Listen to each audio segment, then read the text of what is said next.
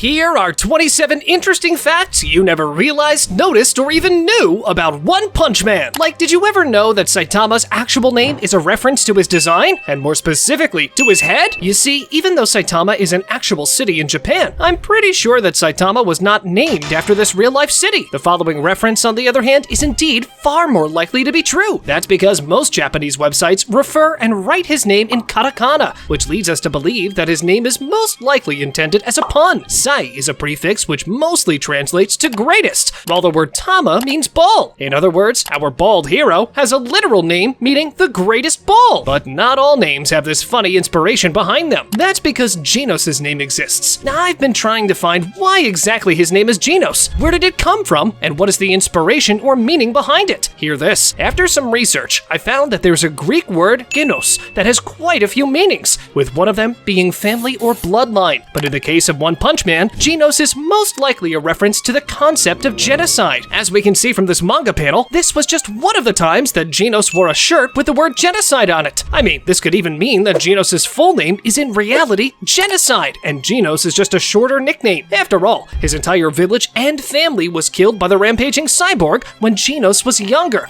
so the concept of genocide is nothing really new to him. These were just two of the facts I will present. By the end of the video, I guarantee that you will be amazed with the details I gathered. Since we mentioned both Genos and Saitama, did you ever realize this small detail during their fight? As we know, Saitama is meant to be a normal person that achieved his strength through willpower and rigorous training, so him not being able to fly or float midair is pretty much expected. If you think about it, that's a pretty major downside when fighting with opponents that can fly, right? Wrong! As we can see in this fight sequence, if you go frame by frame, you realize that Saitama kicks off two rocks in midair to avoid Genos' attack. Did Genos really think that this was enough to take out Saitama? I mean, some people even claim that Saitama could even solo Goku. Do you think that Saitama loses against Goku? Or does Saitama defeat even the legend himself, Son Goku? Let us know in the comments down below. Well, no matter which of the two is stronger, the sure thing is that One Punch Man appreciates the work of Akira Toriyama, and this is evidenced by all these 4 character designs in One Punch Man. Vaccine Man is beyond any doubt inspired by Piccolo. Not only that, but the two of them share the same English voice actor as well. Lord Boros in his final form, on the other hand, does feature some resemblance with Super Saiyan 3 Goku. Not only that, but in his base form, we can see that his pants are the same ones that Majin Buu wears. Plus, he features a characteristic cape just like Buu. Even though the color is different, I believe it's clear beyond any doubt that the clothing inspiration was from Majin Buu. Next, we have Blast, that features a very similar design to Android 16. And finally, Platinum Sperm, that looks awfully close to the evil Slim version of Majin Buu. I mean, check this picture and tell me you don't see the resemblance. We did analyze the name meanings of a few characters in One Punch Man, but to be honest, I don't think I should expand any further on the name of Platinum Sperm, right? Okay, if you insist, I'll cut you a deal. Hit that subscribe button, and in return, I'll speak about any One Punch Man topic you want. But back to One Punch Man references. No one denies that Dragon Ball was surely a legendary series, and thus why many mangakas chose to reference it in their own work. But so is Sailor Moon. You see, when Puri Puri Prisoner was preparing to fight the Deep Sea King, he used a transformation that was like a mirror image of the sequence Sailor Moon uses to transform. Yeah, I surely did not expect that, and you can bet it caught me by surprise. But you see, One Punch Man did not stop there, because as you can see from this character named Heavy Kong, the influence Murata had while drawing him was obviously Kratos from God of War. Not only that, did you know that one of the fan favorites, Moomin Rider, was inspired by Kamen Rider, the protagonist of its own Japanese superhero franchise? I mean, not only their names are very similar, but also their designs and clothing patterns. Does One Punch Man wish to be like Gintama with all those references to other anime?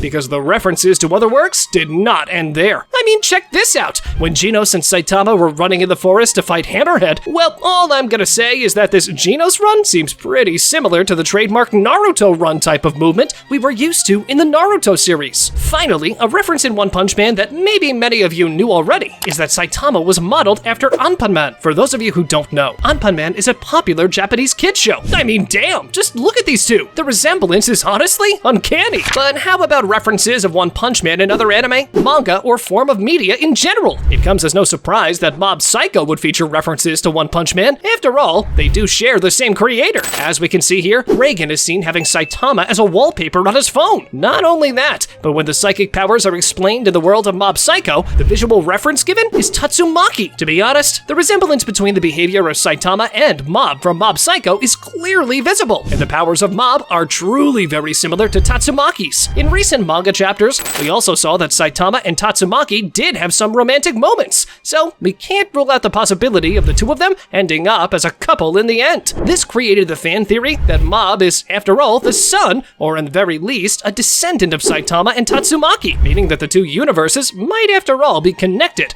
and Mob Psycho just takes place a few decades after the events of One Punch Man. But back to the references of One Punch Man and other works. I am about to make every fan of Solo Leveling really happy. That's because in early chapters of Solo Leveling, Song Jin-woo is tasked to do a daily routine that every true fan of One Punch Man recognizes. 100 push-ups, 100 sit-ups, 100 squats, and a 10-kilometer run. No wonder Song Jin-woo became the strongest hunter in the world. God, I can't wait for the Solo Leveling anime to come out. But some even crazier references I found are these 4 details in Overwatch 2. That's because in Overwatch 2, there is Saitama's Doomfist, Moomin Rider Soldier 76 skin, a Tatsumaki skin, and of course, a Genos skin. But hear me out. The best Easter egg that most of you never noticed that has to do with video games is during that one occasion when Saitama and King played Pokemon. Even though in the anime it was not explicitly shown what video game the two heroes were playing. In the manga, if we observe this image, we can see that the game looks awfully close to a Pokemon duel. Not only that, but at the end of the day, King managed to defeat Saitama, who had 6 Pokemon with just 1 Pokemon on his end. Yeah, Saitama truly sucks at video games. Now, when it comes to more video game Easter eggs, another one appears in the One Punch game called One Punch Man Road to Hero. Do you see this screenshot from the loading screen? Notice how Atomic Samurai is seated next to and talking to Bang. The reason for that is that Bang is an S-class hero, and as Atomic Samurai stated in the past, he only acknowledges the strong. Silver Bang is indeed quite strong, but did you ever realize that he was almost killed by Saitama? That's because when Saitama and Silver Bang played this game with a toy hammer, Bang kept winning against Saitama, and thus kept hitting him on the face. When Saitama won once, well, you better believe he was ready to destroy Bang for all the hits he received. So Saitama charges, and right before Saitama's hit lands on Bang's head, Bang manages to escape Saitama's hit, and thus he avoids certain death. But speaking of strength, 2 prime examples of that are both Saitama and Garo. A cool detail I guarantee you did not notice is that both of them begun their journey because of the same monster. That's because Saitama decided to become a hero right after fighting and defeating this crab monster. That was pretty well known, right? But what if I told you that Kid Garo was inspired by him as well? That's because we saw Kid Garo saying, quote, Crab Demon was only trying to stop ocean pollution, meaning that Garo started sympathizing with monsters due to the same crab monster that caused Saitama to become a hero. But would you believe me if I said that this was not the craziest little detail I found about this crab monster? Hear this. What if I told you that Saitama was already an A-class hero before he even began his training? That's because Saitama managed to defeat the crab monster in episode 1. Later on, in a bonus manga chapter, we found out that for a hero to defeat a monster with a disaster level tiger, which is exactly what the crab monster was, that hero needs to be at least A-class, meaning that yes, Saitama was technically already an A-class hero during episode 1. Next, let's talk about one of my favorite OVA episodes, and one of the best burns I've seen in all of anime. You see, during this one OVA episode, Genos gets amnesia after Saitama accidentally hits him trying to collect the chips that flew out of the chip bag after Saitama broke it by accident. When Genos is brought back, it seems that he's lost his memories. He starts behaving like a kid and starts reading some manga. When Saitama tells Genos that he is his master, Genos loses it and starts insulting Saitama. Genos proceeds to tell Saitama that, quote, there's no way I would ever be a disciple of someone that looks like their face can get drawn in 20 seconds. Damn, that burn was wild. Well, if you want to know what happens next, Fubuki shows up and Genos brings out his inner Riz. He starts flirting with her and tells her that she's pretty. In the end, Genos is brought back to his senses after a monster appears and hits him in the face, resulting in all of his memories to return once more. Now, we did say a lot of facts about the anime, but a fact we did not emphasize so far is how beautiful the art of the One Punch Man manga really is. Murata is probably among the most talented illustrators in the entire world. But not only that, did you ever see Murata's art style on different anime characters? This is Jotaro from JoJo's Bizarre Adventures in Murata's style. This is a poster he drew for Dragon Ball's Frieza arc. This is another one he drew in celebration of Goku's Ultra Instinct. I mean, check out this Beerus illustration from Murata and tell me it doesn't look epic. Murata also drew the 3 goats of the big 3, Naruto, Monkey D. Luffy, and Ichigo. But Murata did not stop on old gen manga, as he also drew Shinra from Fire Force, he drew Street Fighter, Radiant, and even some more Dragon Ball illustrations, like Piccolo, Goku vs. Vegeta, and even Raditz. And yet, Murata did not even stop at anime illustrations. That's because he drew Back to the Future, Mega Man, Star Wars, Captain America, plenty of Spider-Man illustrations like this,